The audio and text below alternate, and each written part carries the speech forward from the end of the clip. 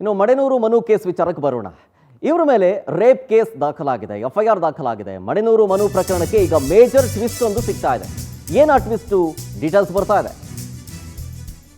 ಸಂತ್ರಸ್ತೆಯ ಮತ್ತೊಂದು audio viral ಆಗ್ತಾ ಇದೆ. ಹಾಗಾದ್ರೆ ಆ ಆಡಿಯೋದರ ಸೀಕ್ರೆಟ್ ಏನು? ನಿಮ್ಮ ಮುಂದೆ ಇಡ್ತೀನಿ. ಮತ್ತೊಬ್ಬ ಕಾಮಿಡಿ ಕಿಲಾಡಿ ಅಣ್ಣಪ್ಪ, ಆತನಿಂದಲೂ ಲೈಂಗಿಕ ಕಿರುಕುಳ ಆಗಿದೆ ಅನ್ನೋ ಆರೋಪ. ಅಪ್ಪಣ್ಣ ವಿರುದ್ಧವೂ ಗಂಭೀರ ಆರೋಪವನ್ನ ಮಾಡಲಾಗ್ತಾ ಇದೆ ಕಲಾವಿದೆಯಿಂದ. 2 ವರ್ಷಗಳಿಂದ ನಿರಂತರವಾಗಿ ಕಿರುಕುಳ ಕೊಡಲಾಗ್ತಾ ಇದೆ ಅಂತ ಸಂತ್ರಸ್ತೆ ಹೇಳ್ಕೊಳ್ತಾರೆ. ಕಾರ್ಯಕ್ರಮಗಳಿಗೆ ಕರ್ಕೊಂಡೋಗಿ ಬಲವಂತವಾಗಿ ಕಿರುಕುಳ ಕೊಡ್ತಾರೆ ಅನ್ನೋ ಆರೋಪ.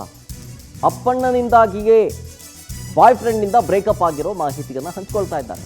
ನನ್ನ ಲವ್ ಬ್ರೇಕಪ್ ಆಗಿದ್ದು ನಿನ್ನಿಂದಲೇ ಅಂತ ಆ ಸಂತ್ರಸ್ತ ಯುವತಿ ಹೇಳ್ಕೊಳ್ತಾರೆ. ಆ ಆಡಿಯೋ ಸೀಕ್ರೆಟ್ ಏನು, ಆ ಆಡಿಯೋ ಏನು, ನಿಮ್ಮ ಮುಂದೆ ಇಡ್ತಾ ಹೋಗ್ತೀನಿ ನೋಡಿ.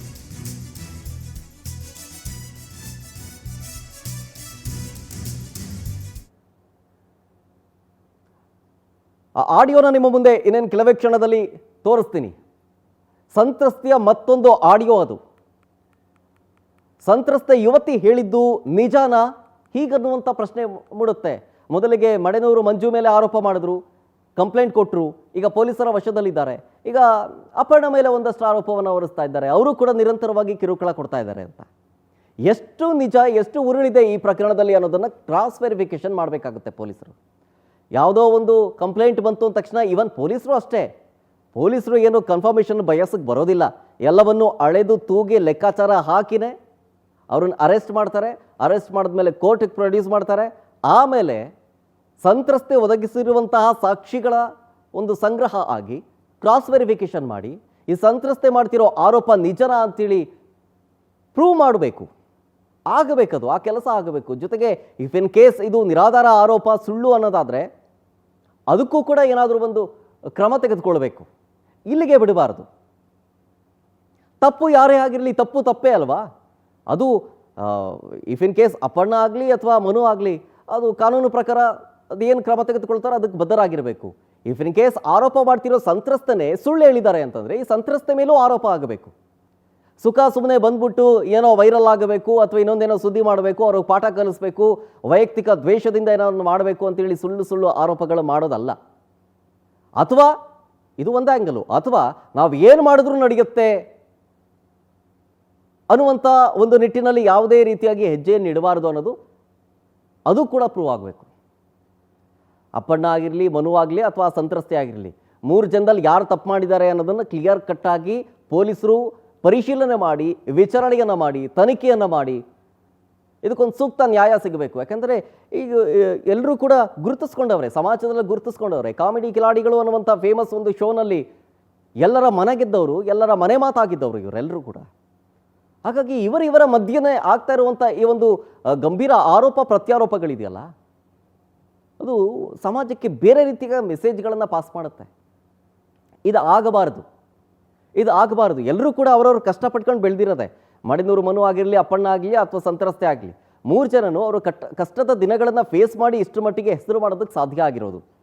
ಅದನ್ನು ಒಂದು ಸಣ್ಣ ಒಂದು ಸುಳ್ಳು ಆರೋಪದಿಂದಲೋ ಅಥವಾ ಸುಳ್ಳು ಆರೋಪ ಒಂದ ಕಡೆ, ಇಫ್ ಇನ್ ಕೇಸ್ ನಿಜನೇ ಆಗಿದೆ ಅಂತ ಇಟ್ಕೊಳ್ಳಿ, ಯಾಕೆ ಬೇಕಿತ್ತು? ಹೆಸರು ಬಂದ ಮೇಲೆ 2 ಕೊಂಬು ಬಂದ್ಬಿಡ್ತಾ? 2 ಕೊಂಬು ಬಂತು ಅಂತೇಳಿ ಮಾಡಿದ್ದೆಲ್ಲ ನಡೆಯುತ್ತಾ? ಇದನ್ನು ಯಾವುದೇ ಒಂದು ಆ್ಯಂಗಲ್ನಿಲ್ಲ ನಾ ಮಾತಾಡ್ತಿಲ್ಲ. ಸಂತ್ರಸ್ತೆ ಇಫ್ ಇನ್ ಕೇಸ್ ಆರೋಪ ಮಾಡಿದ್ದು ನಿಜ ಆದರೆ ಅವರಿಬ್ರು ಮಾಡಿದ್ದು ತಪ್ಪೇ, ಅಥವಾ ಇವರಿಬ್ರು ಮಾಡಿದ್ದು ತಪ್ಪಿಲ್ದೇನೆ ಈ ಸಂತ್ರಸ್ತೆ ಆರೋಪ ಮಾಡ್ತಿರೋ ಸುಳ್ಳು ಅನ್ನೋದಾದರೆ ಇದಕ್ಕೂ ಕ್ರಮ ಆಗಬೇಕು, ಅಥವಾ ನಿಜ ಆಗಿದ್ರೆ ಇವರಿಬ್ರಿಗೂ ಕ್ರಮ ಆಗಬೇಕು. ಹಾಗಾದರೆ ಆ ಸಂತ್ರಸ್ತೆ ಮತ್ತೊಂದು ಆಡಿಯೋದಲ್ಲಿ ಅಪ್ಪಣ್ಣ ವಿರುದ್ಧ ಆರೋಪ ಮಾಡ್ತಾರಲ್ಲ, ಆ ಆಡಿಯೋದಲ್ಲಿ ಏನೇನಿದೆ ಅಂತ ಒಂದ್ಸಲ ಕೇಳಿಸ್ಕೊಳ್ಳಿ. ಹಾಯ್ ಫ್ರೆಂಡ್ಸ್, ನಾನು ಮಿಂಚು ಮಾತಾಡ್ತಿರೋದು. ವಿಷಯ ಏನಪ್ಪ ಅಂತಂದ್ರೆ, ನಮ್ಮ ಕಾಮಿಡಿ ಕಿಲಾಡಿಗಳಲ್ಲಿ ಅಪ್ಪಣ್ಣ ರಾಮದುರ್ಗ ಅಂತ ಒಬ್ಬ ಇದಲ್ಲ, ಅವನು ಕಾಮಿಡಿ ಕಿಲಾಡಿ ಸೀಸನ್ 2 ಇಂದನು ಸಿಕ್ಕಾಬಟ್ಟೆ ನನಗೆ ಟಾರ್ಚರ್ ಕೊಡ್ತಾನೆ ಇದ್ದ. ಎಷ್ಟು ಟಾರ್ಚರ್ ಕೊಡ್ತಿದ್ದ ಅಂತಂದ್ರೆ, ಅದು ಶೋಗಳಿಗೆ ಕರ್ಕೊಂಡು ಹೋಗಿ ಅಲ್ಲಿ ಕೆಟ್ಟ ದೃಷ್ಟಿಯಲ್ಲಿ ನೋಡೋದು. ತುಂಬಾ ದಿನಗಳಿಂದ ತಪ್ಪಿಸ್ಕೊಂಡೇ ಬಂದೆ. ಬಟ್ ಇತ್ತೀಚೆಗೂ ಜಾಸ್ತಿನೇ ಆಗ್ತಿದೆ. ಇನ್ನ ಅವ್ನ ಕಾಟ ನನಗೆ ತಪ್ಪಿಲ್ಲ. ದಿನ ಅವ್ನ ಕಾಟ ಜಾಸ್ತಿನೇ ಆಗ್ತಿದೆ. ಶೋಗ್ ಬಾ ಅಂತ ತುಂಬಾ ಟಾರ್ಚರ್ ಕೊಡ್ತಾನೆ.